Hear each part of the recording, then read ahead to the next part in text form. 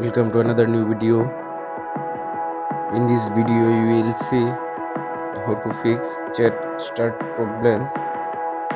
Please follow complete the process.